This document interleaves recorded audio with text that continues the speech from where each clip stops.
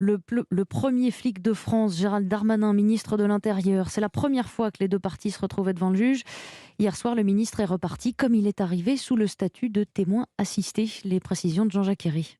Après avoir longuement écouté pendant 9 heures les arguments et les explications des deux parties, la juge d'instruction a estimé qu'il n'y avait pas lieu de mettre en cause Gérald Darmanin. Les faits qui ont été évoqués hier jusque tard dans la soirée dans le bureau de la juge datent de 2009. La plaignante avait alors demandé l'aide de Gérald Darmanin pour faire réviser une condamnation et quelques jours plus tard, dit-elle, elle s'était sentie obligée d'avoir une relation sexuelle avec lui pour obtenir son appui.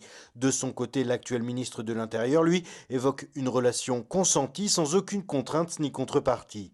Une version des faits bien différente que plaignante et accusée avaient déjà chacun évoqué séparément devant un juge.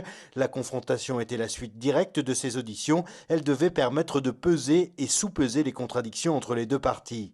À l'arrivée, c'est donc le statu quo. Dans un communiqué, les avocats de Gérald Darmanin y voient la preuve qu'aucun indice grave ou concordant d'une quelconque infraction n'est reproché à leur client. Du côté de la plaignante, pour le moment, aucune réaction. Les précisions de Jean-Jacques Herry.